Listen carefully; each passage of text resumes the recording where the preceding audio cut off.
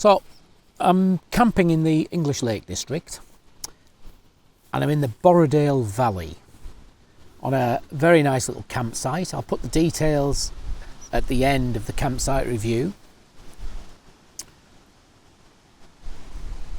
It's very mixed weather.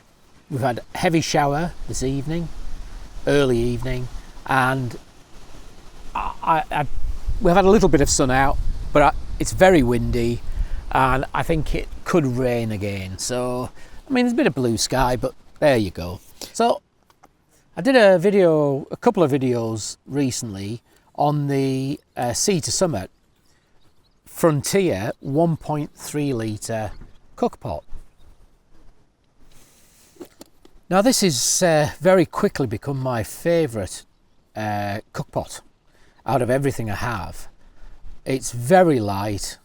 It's big enough at 1.3 litre for me to more or less cook anything. I've showed scrambling eggs in this. I've showed frying halloumi cheese in this.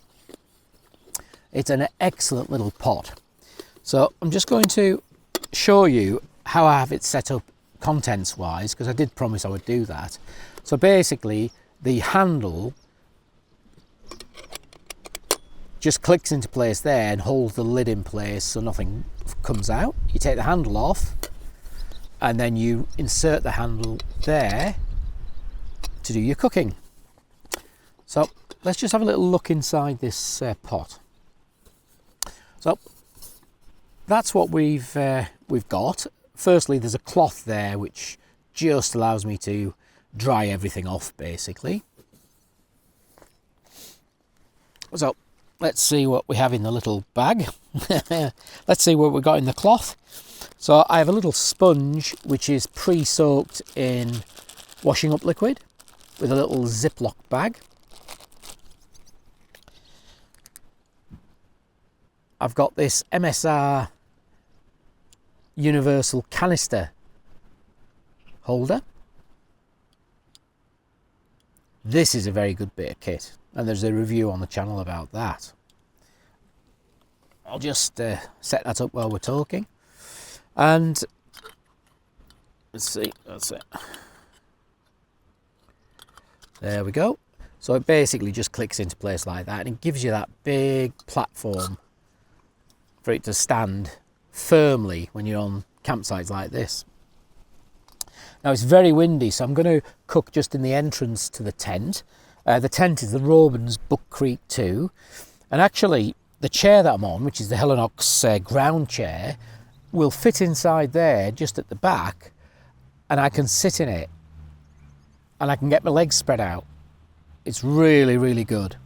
This is my winter tent, but I've got it out now because the weather wasn't forecast to be too good, and I wanted to give it a run out before winter arrives. So moving on, I've got this little bag with the MSR pocket rocket stove. Everybody will know these. Real good quality.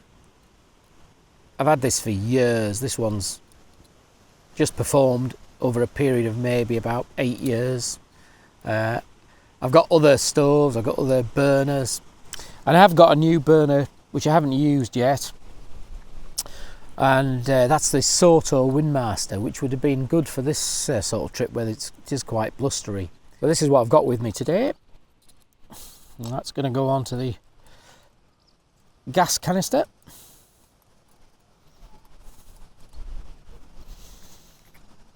I've then got a folding spoon, Decathlon 4-clays spoon.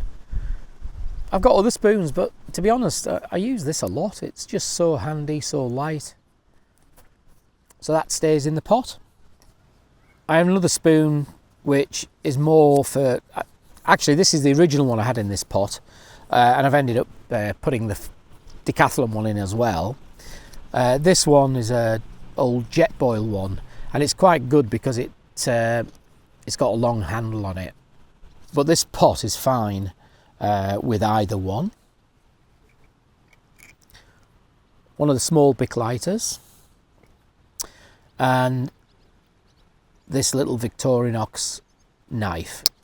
So it's just a 2-layer with the blade, standard blade, and it actually has a pruning knife. So if you're pruning plants, you know, cutting them. But I find it excellent for cooking, peeling veg, anything like that. This wind's getting up now. So also in the pot we've got a Sea to Summit foldable mug and 2 Sea to Summit bowls. Now these bowls are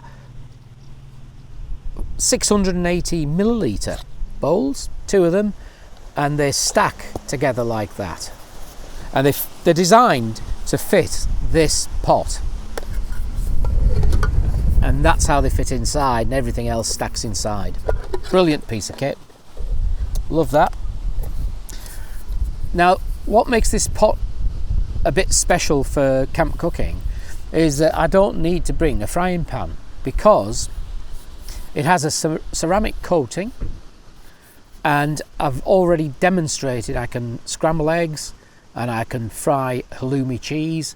I'd be able to fry anything in there, but obviously in small quantities because of the pot size. You can get a bigger pot than that, but for me as a one-person traveller, that's the one I use. So that's what I carry within that pot, and then extra to that I have this little Light My Fire cutting board. Again, there's a review of that on the channel. And I carry a little titanium set of knife, fork and spoon. Again, these are Sea to Summit. All bought for, all paid. Don't always need to use them, but if it's something that I need to cut, then, you know, they come in very handy. So whilst I've shown you the contents of the pot, I might as well get on and cook something, to be honest. So tonight I've got these lentils, and they're Thai green curry, so lentil curry, and it's got lemongrass and basil in there as well. So that should make quite a nice part of the meal I'm going to have. Basically, they'll just go into the pan and I'll just heat them up. So they're high in protein, high in fibre, and for me, very importantly, the sugar content is very low. It's 1.2 gram, so 1.2%, so that's low.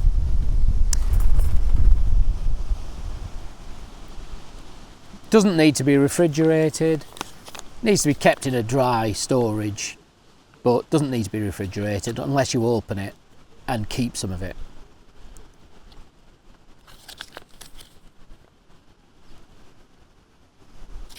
So we're having that. I managed to find some reduced mozzarella mini cheeses, so that's going to go into the lentils to simmer and melt down. And again, I got some reduced, just basic chicken fillets, well, tikka chicken fillets. Again, I look at sugar content, and it's less than 1%, so it's trace element of sugar. So that's good enough for me. Cheese should be fine. Trace element of cheese. So that's what I'm going to do. I'm going to have the lentils, the curried lentils, with the chicken. I'm not going to heat the chicken up, it's already cooked, but I'm going to put some of the mozzarella minis into the pot for it to all congeal. And then for afters, I bought these little Italian crackers, sea salt crackers. Just got them from Aldi. And actually, I got some cheese from Aldi for afters as well, to go with the crackers. Aldi cheeses are quite nice, actually, and this is one that I really like. And I don't know whether I'm going to pronounce it right, but Manchego. It's like quite a hard cheese, really nice, really strong. So that'll go with the crackers, and that's going to be my tea. So I'm hoping that the burner will perform okay with the wind.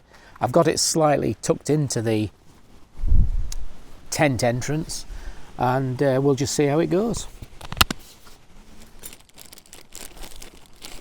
So I'm just going to put a tiny bit of olive oil in. Don't think we'll need too much, but let's put, that's it. So a little bit of olive oil. Let's get this warmed up.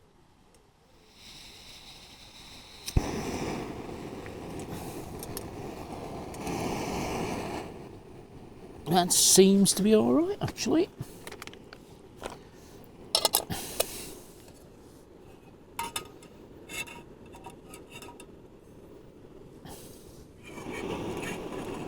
I should have had that Soto Windmaster, shouldn't I?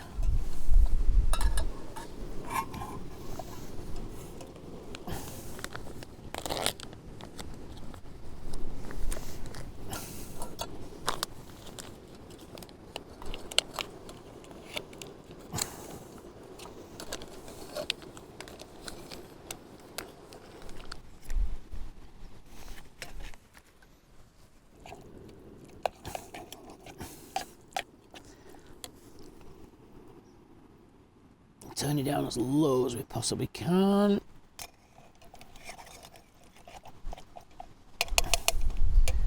There we go.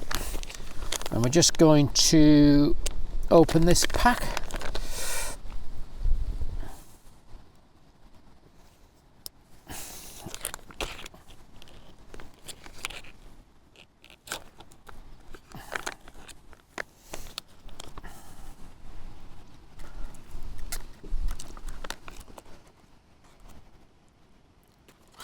So I'm just going to spoon some of them in, these little mozzarella balls. There we go.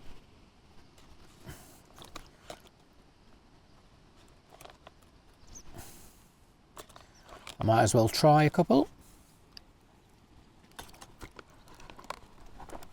Very nice. Yeah, that's very nice, that. Just give that a bit of a stir.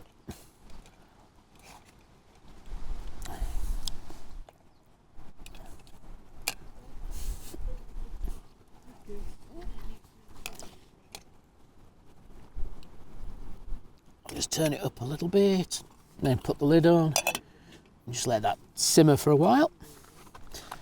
In the meantime, we'll just get some, get the chicken open.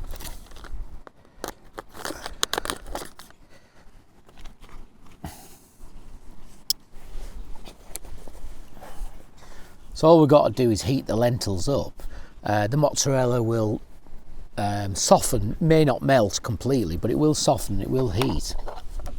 And I think I'm probably just going to eat straight out of the pot with this one, rather than dirty the bowls.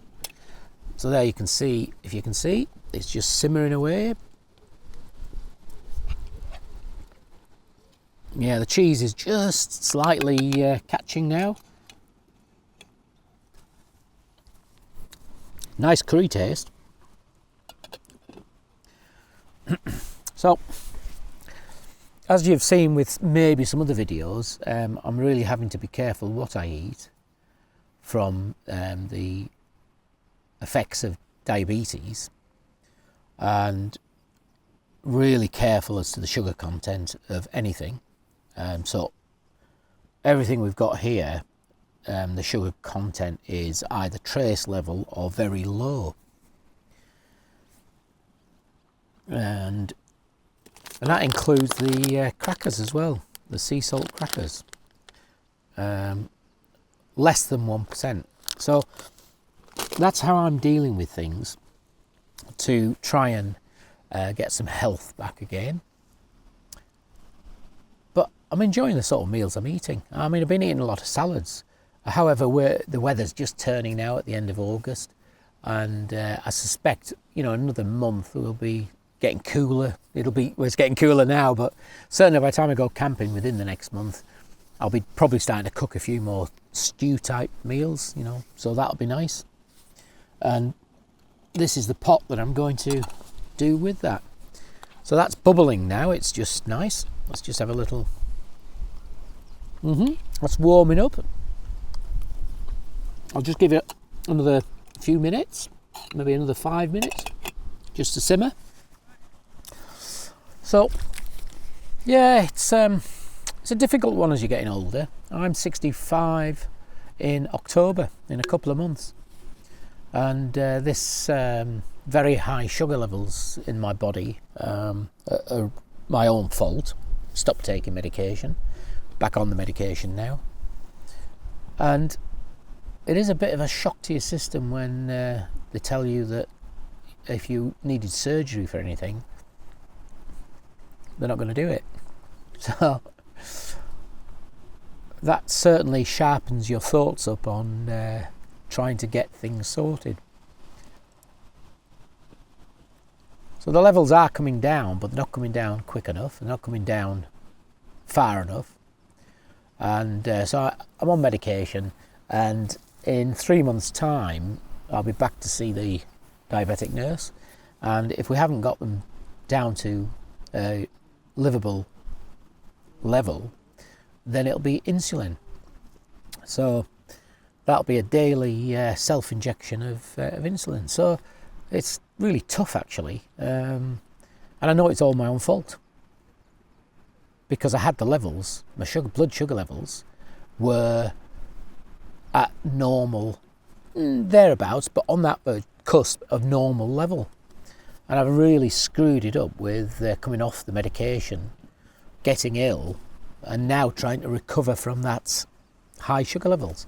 I feel fine, I feel okay. I mean, I'm out camping, I'm doing stuff, but the chance of stroke and heart attack is very, very high. So if you are pre-diabetic, if you're one of those people that are pre-diabetic, you've been given a little bit of a warning about watching what you do, you listen to them.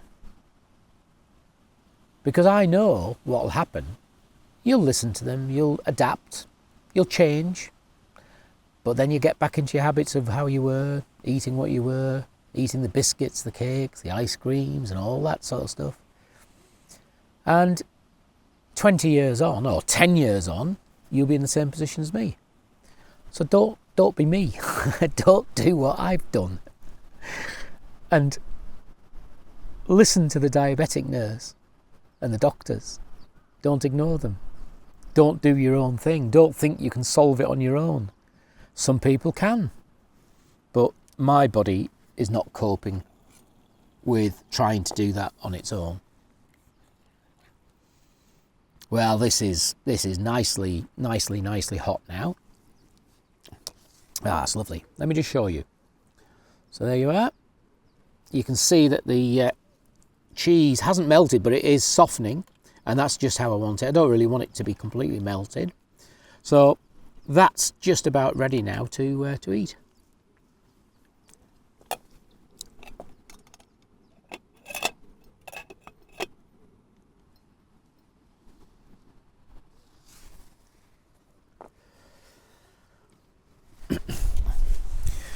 Well, that rain's held off for us, hasn't it? It's don't think it's going to rain tonight, and the wind is still blustery, but it just seems to have calmed a touch. But I think it's going to continue. Anyhow, let's get this sorted.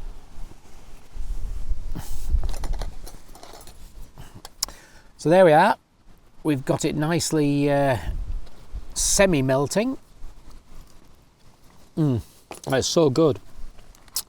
And then what I'm going to do is I'm just going to put these chicken pieces straight in. So it's part vegetarian, part meat eating.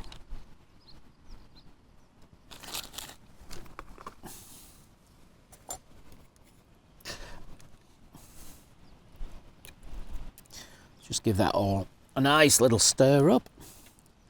Just break the chicken up.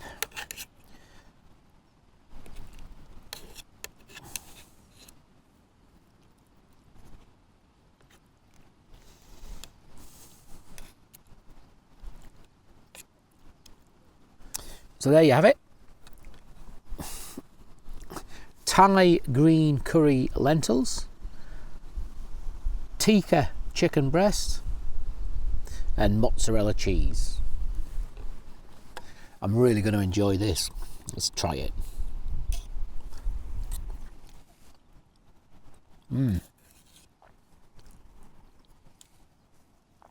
Oh, that's very nice. Lovely.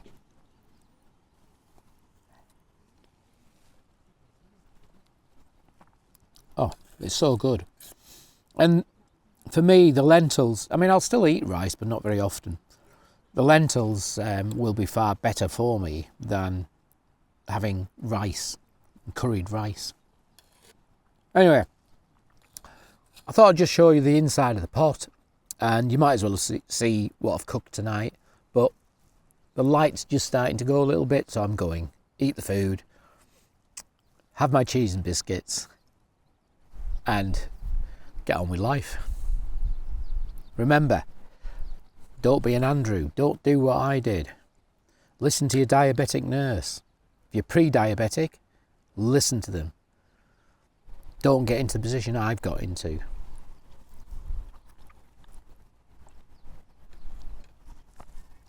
Excellent. Right, guys, I'm going to finish that off, and I'll catch you on another video.